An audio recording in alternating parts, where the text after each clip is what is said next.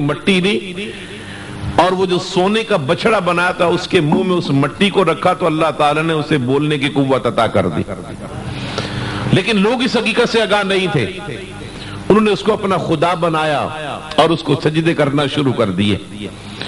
پھر اسی طرح موجودہ دور کا جو واقعہ حضرت خواجہ معین الدین چشتی اجمیری رحمۃ اللہ تعالی علیہ، آپ منصب ولایت پر فائز ہوئے. نبی پاک صلی اللہ علیہ وآلہ وسلم نے جب آپ کی حاضری مدینہ طیبہ ہوئی تو خواب میں بشارت عطا فرمائی. اجمیر راجستھان کا لقب دکھایا گیا اور فرمایا کہ معین الدین یہاں جاؤ اور جا کر اسلام کی تبلیغ کرو. اور آپ جانتے کہ اجمیر راجوں مہاراجوں کا مرکز تھا، جادوگر کا مرکز تھا. وہاں کے جادوگروں نے مل کر مقابلہ کیا اور جو سب سے بڑا راجپال جادوگر تھا اس نے ہوا میں اڑنا شروع کر دیا.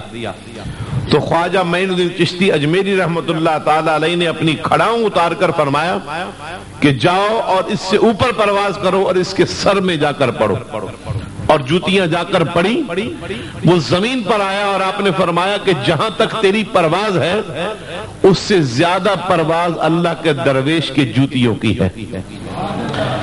پھر اسی طرح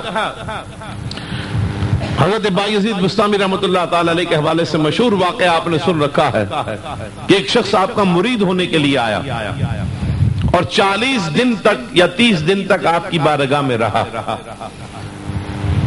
لیکن خاموشی سے چلا گیا، کوئی بات نہ کی. تو بایزید بستامی رحمۃ اللہ تعالی علیہ نے جب اس نے اجازت مانگی تو پوچھا تو آیا کیوں تھا، جا کیوں رہا، کوئی مقصد تو بیان کر. کہنے لگا حضرت آپ کی بڑی شہرت سنی تھی کہ آپ اللہ کے بڑے ولی ہیں، بڑا نام سنا تھا، آپ کے مرید ہونے کی نیت سے آیا تھا، لیکن 40 دن تک میں نے کوئی کرامت نہیں دیکھی، اس لیے آپ کیسے اللہ کے ولی ہیں کہ کوئی کرامت ظاہر ہوئی. تو آپ نے پوچھا ایک بات کا جواب دے. کہنے لگا کیا؟ آپ نے فرمایا کہ کتنے دن رہا؟ کہنے لگا 40 دن اور رات. کا اتنے دن اور رات میں کوئی ایک عمل ایسا ہے کہ جو میں نے نبی پاک صلی اللہ علیہ وسلم کی سنت کے خلاف کیا ہو؟ کہنے لگا نہیں. آپ نے فرمایا اس سے بڑھ کر میرے پاس اور کوئی کرامت نہیں ہے. تو اہل تصوف کے نزدیک، اہل طریقت کے نزدیک الاستقامت فوق الکرامت، استقامت جو ہے وہ کرامت پر فوقیت رکھتی ہے. کرامت کا دکھا دینا، ہوا میں اڑ جانا، پانی پر تیرنے لگ جانا، جلتی ہوئی آگ میں چھلانگ لگا دینا اور محفوظ ہو جانا، ہاتھ سے عصا زمین پر رکھنا، اس کا سانپ بن جانا، اہل اللہ کے نزدیک اس کی کوئی اہمیت نہیں ہے، بلکہ اللہ اور اس کے رسول کے فرمان پر عمل اس کی زیادہ اہمیت اور حقیقت ہے. اب یہ تمہید جو باندھی وہ اس لیے کہ اب یہ واقعات کبھی مسلمان سے ظاہر ہوتے ہیں، کبھی کافر فاسق فاجر سے بھی ظاہر ہو سکتے ہیں. ایسا واقعہ کہ جو انسان کی عقل میں نہ آئے، اس کا اظہار اگر کسی کافر مشرک فاسق اور فاجر بدبخت سے ہو رہا ہو تو وہ کرامت نہیں کہلائے گا، اس کو استدراج کہیں گے. اور ایسا واقعہ کسی اللہ کے ولی سے ظاہر ہو رہا ہو، کسی عالم دین سے ظاہر ہو رہا ہو، متقی پرہیزگار آدمی سے اس کا اظہار ہو رہا تو اس واقعے کو کرامت کہا جاتا ہے. اور اب آخری بات جو چوتھی چیز ہے وہ معجزہ ہے. کوئی بھی نبی اور رسول جب دعوی نبوت کرتا ہے تو قوم اس سے نبوت کی جو دلیل طلب کرتی ہے، اس دلیل کے طور پر جس واقعے کا ظہور ہوتا ہے اور انسان کی عقل اس کا ادراک نہیں کر سکتی، اس کو کہا جاتا ہے معجزہ. اب اس قسم کے واقعات مختلف اس کی اقسام میں، یا تو وہ کثیر الوقوع ہوتے ہیں یا قلیل الوقوع ہوتے ہیں یا نادر الوقوع ہوتے ہیں. کثیر الوقوع کا مطلب بہت زیادہ ہوتے ہیں. مثال کے طور پر رات میں آپ کو آ کے کسی نے بتایا صاحب جو بیمار تھے ان کا انتقال ہو گیا، رات آپ دیکھ کر آئے، وہ شدت کی بیماری میں ہے، بس نزا کا وقت ہے، دیکھ کر اندازہ ہو گیا کہ یہ آج گیا یا کل گیا، اور صبح کو آپ کو کوئی خبر دے کہ وہ حاجی صاحب انتقال کر گئے، تو یہ کثیر الوقوع واقعہ ایسا اکثر ہوتا ہے. کتنے شدید بیمار بہت کم بچتے ہیں، ایسے واقعات ہوتے رہتے ہیں. اور قلیل الوقوع یہ ہے کہ رات آپ کسی بیمار کو دیکھنے گئے، اچانک پتہ چلے کہ فلاں بھائی جو ہیں وہ بیمار ہو گئے، دوست بیمار ہو گئے، آپ فوراً دوڑتے ہوئے پہنچے، دیکھا کہ وہ بیمار ہیں اور بڑی عجیب و غریب حالت ہے، رنگ پیلا پڑا ہوا ہے، اور صبح صبح آپ دیکھیں کہ بٹ صاحب رات بیمار تھے، پیلا رنگ تھا، اور صبح صبح اٹھ کر وہ پولیس ٹریننگ سینٹر کی طرف ڈیوٹی پہ جا رہے ہیں۔ تو یہ قلیل الوقوع واقعہ کہ ایسا ہو سکتا ہے کہ رات بندہ شدید بیمار ہو اور رات کے کسی حصے میں اللہ اسے صحت دے دے اور وہ صبح صبح ڈیوٹی پر جا رہا۔ اور نادر الوقوع واقعہ یہ ہے کہ انسان بڑا شدید بیمار ہے، شدت کی بیماری، بس آپ نے دیکھا اور ذہن میں یہ بات آئی کہ ابھی گیا، تھوڑی دیر میں گیا یا صبح تک گیا، یہ بچنے والا نہیں ہے۔ کوئی آپ کا دوست صبح آ کر بتائے کہ میں نے تو اسے دیکھا ہے کہ وہ جو 70 سال کا بوڑھا کل بیمار آپ نے دیکھا ہے، صبح بالکل جوان آدمی، خوبصورت طاقتور آدمی بن کر جا رہا ہے، تو آپ کی عقل اس بات کو تسلیم نہیں کرے گی۔ ہاں اگر وہ کہنے والا کوئی واقعی سچا آدمی ہے، اس کی بات پر آپ کو اعتماد ہے، تو پھر تو آپ اس کی بات مان جائیں گے۔ لیکن اس قسم کا واقعہ تبھی وقوع پذیر ہوگا کہ وہ اللہ کا کوئی مقرب بارگاہ بندہ وہاں آیا ہو اور اس نے اس کو حکم کر دیا کہ اٹھ کر کھڑا ہو جا، تو اللہ تعالیٰ اسے صحت دے سکتا ہے۔ اگر وہ نبی ہو تو اسے معجزہ کہیں گے، کوئی ولی ہو تو اسے کرامت کہیں گے، بلکہ یہ تو واقعہ ایسا ہے کہ جو ہو سکتا ہے، بلکہ ایسا کہ جو ہماری عقل جس کو تسلیم نہیں کرتی کہ ہو ہی نہیں سکتا، اللہ کے نبی سے وہ واقعہ بھی وقوع پذیر ہو جاتا ہے اور اسی کو معجزہ کہا جاتا ہے۔ اب اس تمہید کو ذہن میں رکھتے ہوئے اب ہم معجزہ معراج کا ذکر کرتے ہیں کہ نبی پاک صلی اللہ علیہ وسلم کو جو بے شمار معجزات عطا کیے گئے، ان میں سے سب سے بڑا معجزہ معراج ہے۔ اب جو شخص یہ کہتا ہے کہ ہماری عقل یہ نہیں مانتی کہ نبی پاک صلی اللہ علیہ وسلم حرم شریف سے بیت المقدس تک رات کے تھوڑے سے حصے میں گئے، پھر وہاں سے ساتوں آسمان کی سیر کی، سدرۃ المنتہا تک پہنچے، کعبہ قوسین تک پہنچے، او ادنا تک پہنچے، رب سے ہم کلام ہوئے، رب کے تمام عالمین کی سیر کی، اور بس واپس آئے، کسی کو خبر تک نہیں ہوئی۔ تو عقل نہیں مانتی، عقل نہیں مانتی تو اسی وجہ سے تو اسے معجزہ کہتے ہیں۔ اگر ہماری عقل مان لے تو پھر یہ حضور کا کمال کیسے رہا؟ اگر عقل میں یہ بات آ جائے کہ یہ سفر کیسے ہوا تو پھر یہ معجزہ نہیں رہے گا، یہ کمال نہیں رہے گا، یہ اعزاز نہیں رہے گا۔ یہ اعزاز، کمال، معجزہ ہے ہی اس وقت کہ جس تک انسان کی عقل پہنچ نہ سکے۔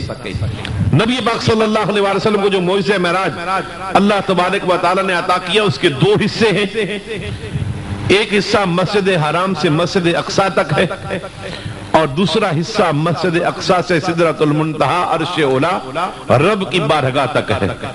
پہلے حصے کو سفر اسراء کہتے ہیں اور دوسرے حصے کو معراج کہتے ہیں، لیکن مطلقاً اس پورے واقعے کو واقعہ معراج کہا جاتا ہے۔ اس کو معراج کہنے کی وجہ کیا ہے؟ معراج عروج سے مشتق ہے، عروج سے بنا ہے، اور عروج کا معنی ہے بلند ہونا، بلندی، اوپر چڑھنا۔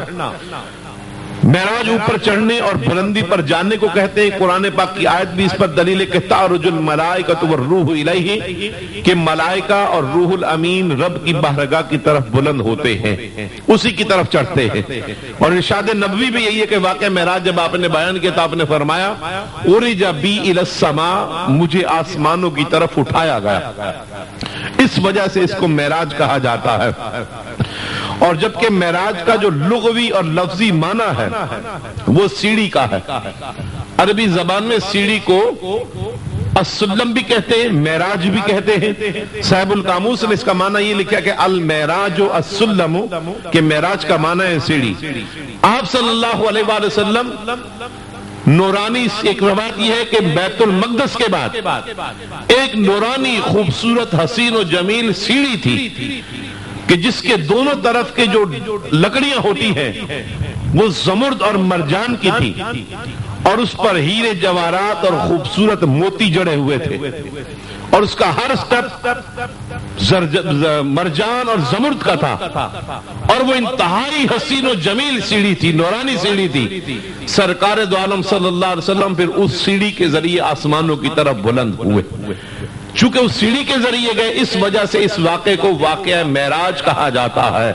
اور ایک روایت میں تو میں نے یہ بھی پڑھا، اور بہت پہلے پڑھا، میں کل سے تلاش کر رہا تھا، مجھے وہ کتاب یاد نہیں آئی، لیکن بیان کر رہا ہوں کہ موت کے وقت انسان کی جب روح نکلتی ہے تو اکثر بزرگ حضرات نے یہ دیکھا ہوگا کہ جس کے پاس رہے ہوں اور اس کی روح نکل رہی ہو تو روح نکلتے وقت اکثر لوگوں کی آنکھیں کھل جاتی ہیں اور ایک مقام پر ٹک جاتی ہیں، اور یہ جو ہماری آنکھ حرکت کرتی ہے حرکت بند ہو جاتی اور کہا جاتا ہے کہ اس کی آنکھ ٹھہر گئی ہے، اور یہ ٹکٹکی باندھ کر وہ چھت کی طرف دیکھتا ہے۔ تو وہ روایت یہ ہے کہ اس وقت چونکہ روح نکلتے وقت انسان کو تکلیف ہوتی ہے، یہی نورانی سیڑھی جو بہت خوبصورت ہے، حسین و جمیل ہے، اور حسن کی تاثیر ہے کہ جب انسان حسن دیکھتا ہے اس کے نظارے میں کھو جاتا ہے، اور پھر بڑی سے بڑی طاقت بھی اس کو مرعوب نہیں کر سکتی، جیسا کہ شہید کو وقت شہادت اللہ تعالیٰ اپنا دیدار عطا کرتا ہے اور اس کا جسم کٹ جاتا ہے، اسے خبر تک نہیں ہوتی۔ حضور نے فرمایا کہ اسے ایسے لگتا ہے جیسے کہ کسی چیونٹی نے کاٹ لیا ہو اور معمولی سی خارش ہوئی اور اس کی گردن کٹ جاتی ہے، کیونکہ وہ حسن مطلق میں کھو جاتا ہے۔ مرتے وقت انسان کو وہ خوبصورت نورانی سیڑھی دکھائی جاتی ہے اور وہ آنکھیں کھول کر ٹکٹکی باندھ کر اسے دیکھتا ہے، اس کے حسن میں کھو جاتا ہے، ملک الموت آگے بڑھ کر آرام سے اس کی روح نکال لیتا ہے۔ تو چونکہ معراج سیڑھی کو کہتے ہیں اور نبی پاک صلی اللہ علیہ وسلم کو یہ سفر کرایا گیا، اس وجہ سے اس سفر کو سفر معراج کہا جاتا ہے۔ اور جہاں تک معراج کا تعلق ہے، یہ صرف نبی پاک صلی اللہ علیہ وآلہ وسلم ہی کو نہیں بلکہ قرآن مجید فرقان حمید کا اگر مطالعہ کریں تو معراج ہر نبی اور رسول کو ہوئی، لیکن ہر نبی اور رسول کو اس کے مرتبے اور مقام کے مطابق، جس نبی کا جو مقام تھا، جو مرتبہ تھا، اس مرتبے کے پیش نظر اس کی معراج اسی طرح ہوئی۔ جیسا کہ حضرت موسیٰ علیہ السلام کوہ طور پر تجلیات ذات الہی کا نظارہ کرتے ہیں، آپ کی معراج یہ ہے۔ حضرت عیسیٰ علیہ السلام آپ چوتھے آسمان پر اٹھائے گئے، آپ کی معراج یہ ہے۔ حضرت یونس علیہ السلام کو معراج مچھلی کے پیٹ میں ہوئی، مگر ہمارے حضور صلی اللہ علیہ وسلم وہاں گئے جہاں جبرائیل کے پر بھی جل جائے۔ اب تھوڑی سی گفتگو آیت مقدسہ پر گفتگو سے پہلے یہ سمجھ لیں کہ دیگر انبیاء اور رسل کو جو معراج ہوئی، اس معراج میں اور ہمارے نبی صلی اللہ علیہ وسلم کی معراج میں فرق کیا ہے؟